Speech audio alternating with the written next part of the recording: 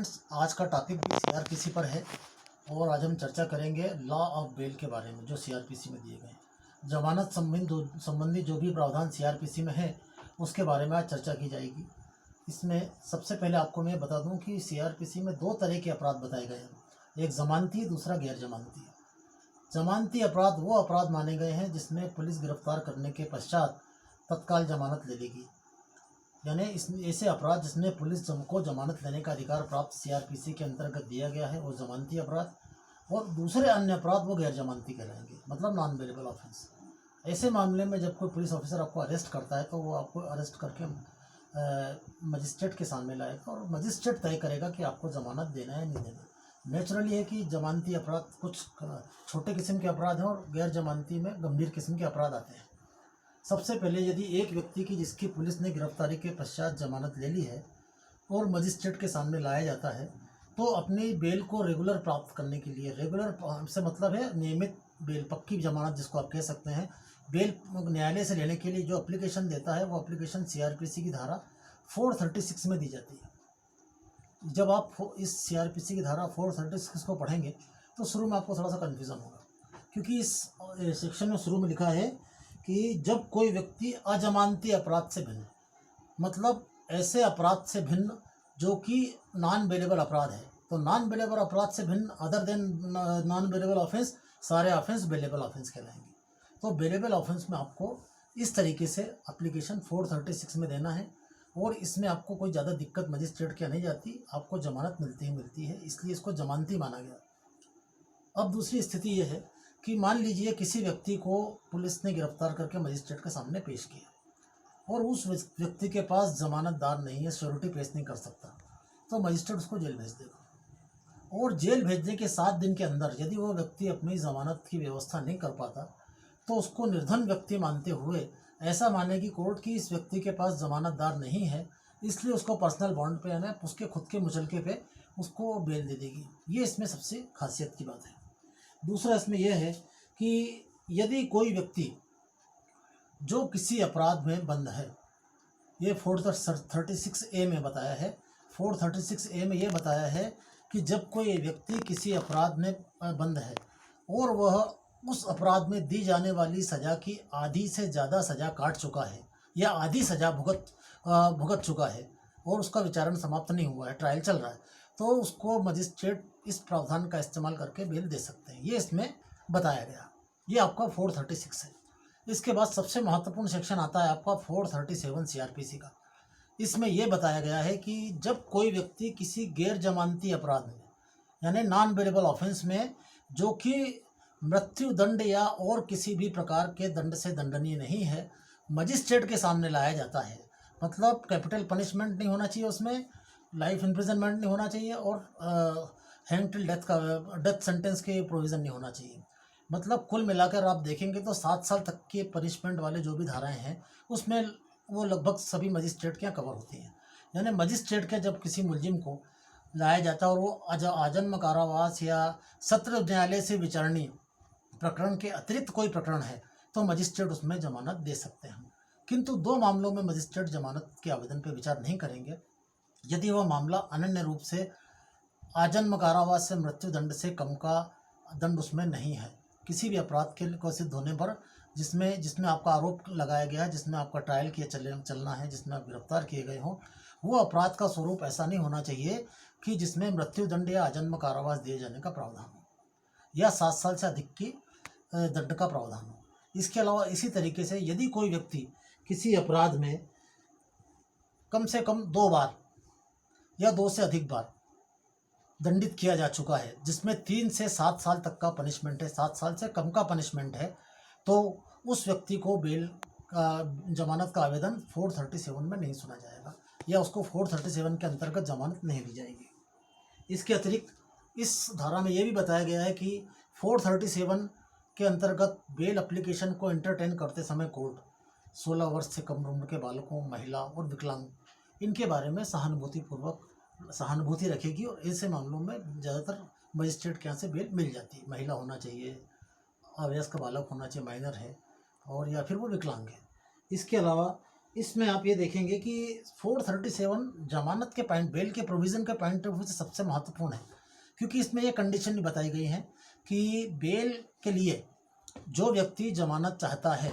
उस पर जो जो शर्तें न्यायालय लगा सकता है वो कंडीशंस के सारे का भी जिक्र किया गया। जैसे अगर आपको बेल दी जाती है तो आपके खिलाफ जो पुलिस इन्वेस्टिगेशन कर रही है उसमें आप कोऑपरेट करेंगे, मतलब पुलिस इन्वेस्टिगेशन में आपको कोऑपरेट करना ही करना है। दूसरा ये है कि आपको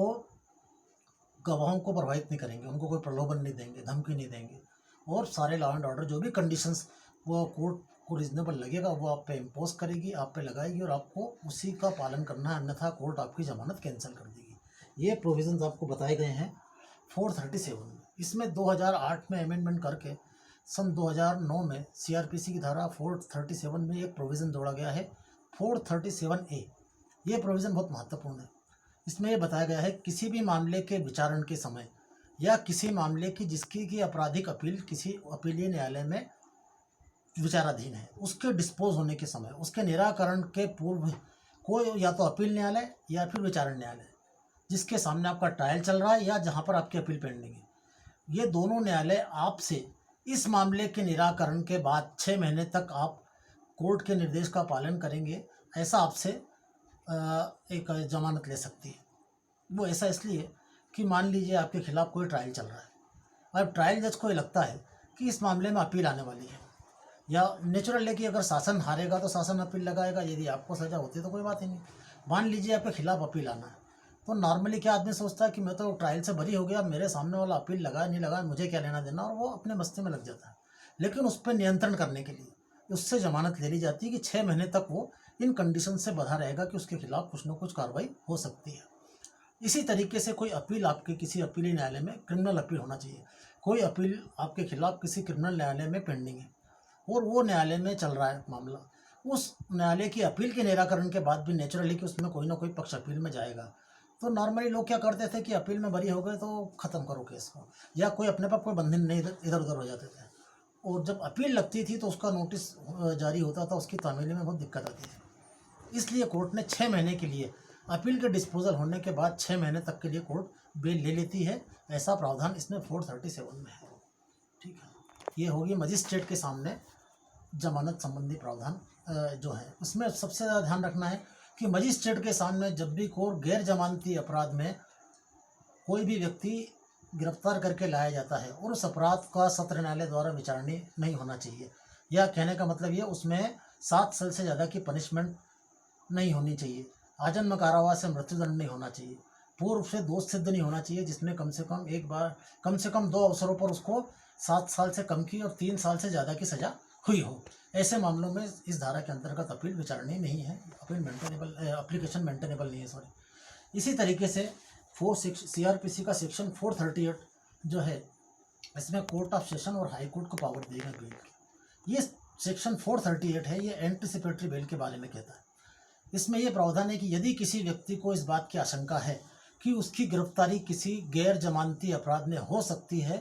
तो वह सत्र न्यायालय या उच्च न्यायालय के समक्ष अपनी बेल की एप्लीकेशन ले सकता है और गिरफ्तारी के पूर्व जमानत अपनी मंजूर करवा सकता है। और जमानत मंजूर होने की दिशा में कोर्ट के निर्देशानुसार वह पुलिस के सामने हाजिर होगा और पुलिस उसका बेल ऑर्डर देख के पुलिस का जमानत ले लेगी, जैसे कि उसने जमानती अपराध किया, जैसे पुलिस जमानती अपराध में लेती है। यहाँ पर यह ध्यान देने योग्य है कि 438 जो सेक्शन है, इसमें हाई कोर्ट और सेशन कोर्ट को पावर दिए गए एंटिसिपेटरी बेल के,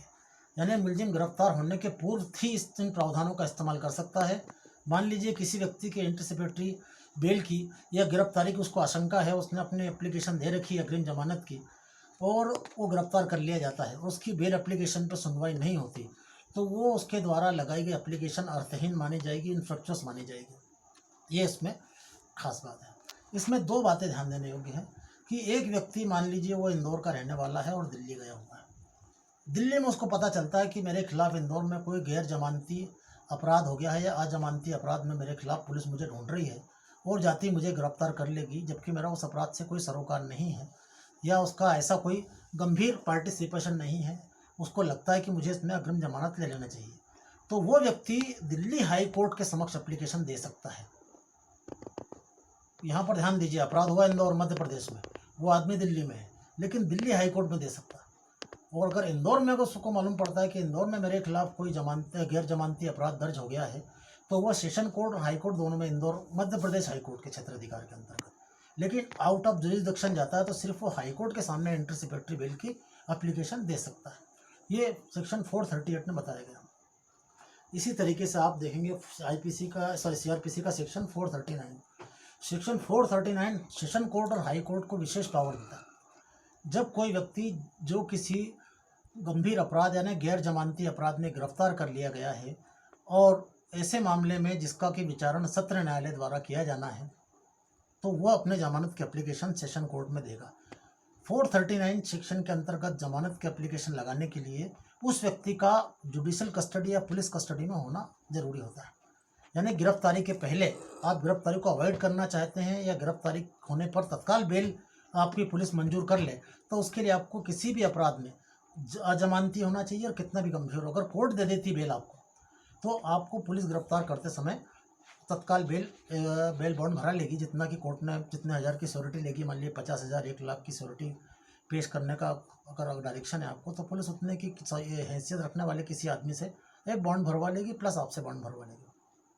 लेकिन 439 की कंडीशन अलग है। 439 में आदमी किसी भी नॉन बेलेबल ऑफेंस में गिरफ्तार हो जाता है और ऐसा अपराध सेशन द्वारा विचारणीय होना चाहिए, अर्थात मजिस्ट्रेट के सामने पेश करने पर उसको जमानत ना मिलने वाली स्थिति होनी चाहिए। अदरवाइज मान लीजिए वो सेशन के द्वारा या सत्र न्यायालय के द्वारा विचारणीय मामला नहीं है, तो उस मामले को मजिस्ट्रेट के सामने ले जाएंगे। लेकिन जहाँ पर सेशन कोर्ट द्वारा विचारणीय मामला है, अर्थात 7 साल से ज़्यादा की सज़ा का प्रावधान है, आजन्म कारावास तक है, फांसी है, ये ऐसी इस तरह के गंभीर अपराध हैं जिनमें इतनी गंभीर सज़ा है, तो उसको सेशन कोर्ट ही बेल देगी या हाई कोर्ट देगी। यहाँ पर आपको ध्यान देना है, 438 में आप हाई कोर्ट डायरेक्ट पहुँच सकते हैं, लेकिन 439 की अंतर्गत बेल की एप्लीकेशन लगाने के लिए आपको पहले सेशन कोर्ट में जाना पड़ेगा, और सेशन कोर्ट अगर नहीं सुनती तब आप हाई कोर्ट जा सकते हो। 438 में एप्लीकेशन आप डायरेक्ट हाई कोर्ट में दे सकते हैं, लेकिन 439 के अंतर्गत एप्लीकेशन यानी आपकी गिरफ्तारी के बाद लगने वाली एप्लीकेशन पहले सेशन कोर्ट में लगेगी, वहाँ सुनवाई न होने पर या वहाँ से रिजेक्ट होने की कंडीशन में आप हाई कोर्ट जाएंगे। सुनवाई तो होगी सेशन कोर्ट में, लेकिन कहने का मतलब रिजेक्ट होना चाहिए वहाँ से, आप सीधे सेशन कोर्ट में नहीं लगा सकते। जबकि एंटीसिपेटरी बेल के लिए आप सीधे हाई कोर्ट भी जा सकते हो। सॉरी, मैं पहले बोल गया कि हाई कोर्ट नहीं लगा सकते, हाई कोर्ट नहीं लगा सकते। 439 की एप्लीकेशन आपको सेशन कोर्ट में लगानी पड़ेगी पहले, और इस सेशन कोर्ट से रिजेक्ट होने के बाद आप हाई कोर्ट में जाएंगे, इसी सेक्शन में जाएंगे, 439 में जाएंगे। और एंटीसिपेटरी बेल अगर आपको सेशन कोर्ट से नहीं मिली तो आप जिस राज्य में रहते हैं उसी राज्य की हाई कोर्ट में जाएंगे, और आउट ऑफ स्टेट हैं और आपको लगता है तो मुझे वहीं हाई कोर्ट से बेल ले लेनी चाहिए, क्योंकि हाई कोर्ट का जो क्षेत्राधिकार है ऑल ओवर इंडिया है। सेशन कोर्ट वहीं तक क्षेत्राधिकार रखती है जहाँ पर वो अपराध घटित हुआ है, जहाँ पर या फिर उसका जहाँ पर विचारण के लिए उसको मामले को सुनने की क्षेत्राधिकारिता सीआरपीसी में दी गई है। ये है आपका बेल प्रोविज़न। आज इतना ही। आपसे रिक्वेस्ट है कि मेरे लेक्चर पसंद आते हैं तो उसमें लाइक कीजिए, शेयर कीजिए। Thank you very much.